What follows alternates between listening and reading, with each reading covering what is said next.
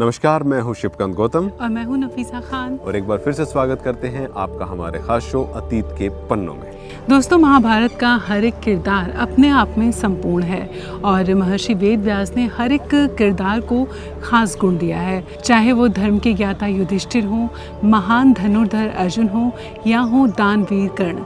आज हम आपको कहानी सुनाएंगे दानवीर कर्ण की, साथ ही बताएंगे कर्ण को तीर लगने के बाद मिले वरदान की कहानी।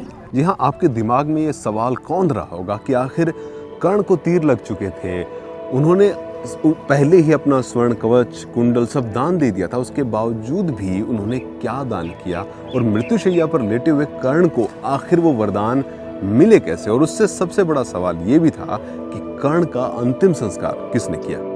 सूर्यपुत्र होने की वजह से कोई भी कर्ण का वध नहीं कर सकता था।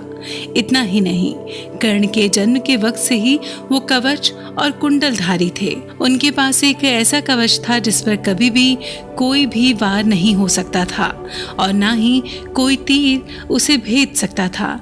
लेकिन युद्ध से ठीक पहले कुंती ने वो कवच और कुंडल कर्ण से मांग लिए।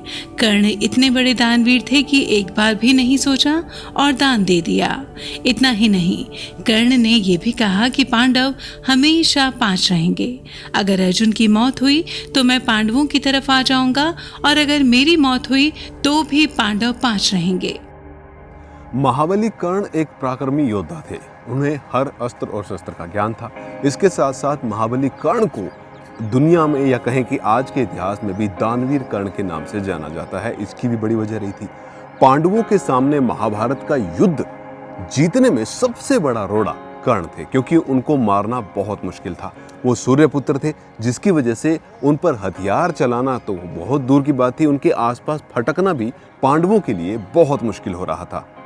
नियति ने तो कर्ण की मृत्यु तय कर रखी थी, लेकिन इसके पीछे पांडवों का छल भी बताया जाता है। जैसे धरती में कर्ण के रथ का पहिया धंस जाना, ब्रह्मास्त्र का प्रयोग ना कर पाना भी कर्ण की मृत्यु का कारण बना।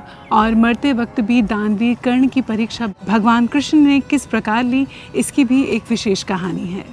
दानवीर कर्ण जब आखिरी सांसें ले रहे थे तब भगवान कृष्ण ने उनकी एक अंतिम परीक्षा लेनी चाहिए। कृष्ण दानवीर कर्ण के पास पहुंचे और कहा कि तुम एक दानवीर कहलाए जाते हो, मुझे तुमसे कुछ दान चाहिए। कर्ण के पास उस वक्त कुछ नहीं था, पर उसे ध्यान आया कि उसका एक दांत सोने का है।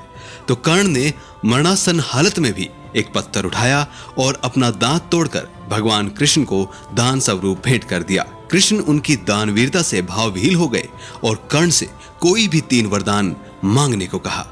कर्ण को भगवान श्री कृष्ण ने 3 वरदान दिए। पहले वरदान में कर्ण ने ये मांगा कि उनके जैसे लोगों का उत्थान हो, जो छल जो अपमान उन्हें एक सूत पुत्र होने के नाते सहना पड़ा है, वो किसी और को सहना ना पड़े। दूसरा वरदान उन्होंने ये मांगा कि वो अगले जन्म में किसी अवतार के रूप में श्री कृष्ण के राज्य में ही जन्म लें। और तीसरे वरदान में उन्होंने ये मांगा कि उनका अंतिम संस्कार ऐसी जगह पे हो जहाँ कोई भी पाप ना हुआ हो। जी हाँ, कर्ण के अंतिम संस्कार को लेकर पांडव और कौरव दोनों आमने सामने आ चुके थे। दुर्योधन कर्ण को अपने भाई की तरह मानता था, अपने दोस्त से ज्यादा मानता था। वहीं जब पांडवों को पता चला कि कर्ण उनका बड़ा भाई था तो वो बेहद दुखी हुए।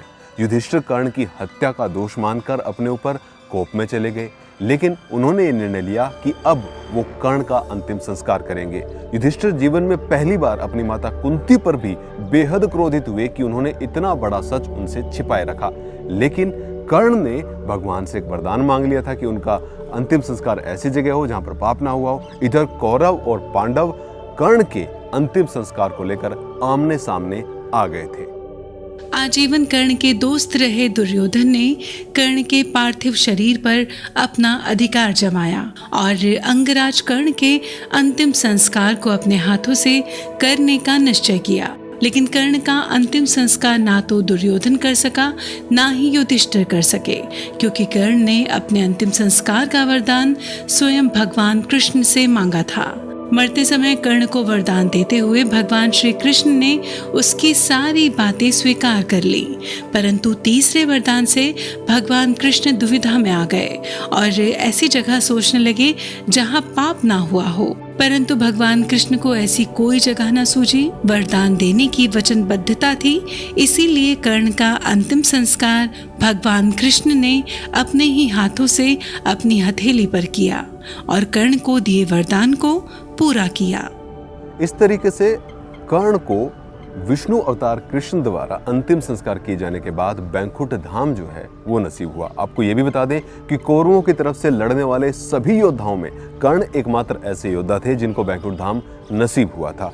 अगर बात करें भीष्म पितामह की तो वो ब्रह्मलोक गए थे, क्योंकि उनकी माँ गंगा ब्रह्मलोक से थी और वहीं पर निवास करती थी। इसलिए जब भीष्म पितामह की मृत्यु हुई तो वो सीधा ब्रह्मलोक गए।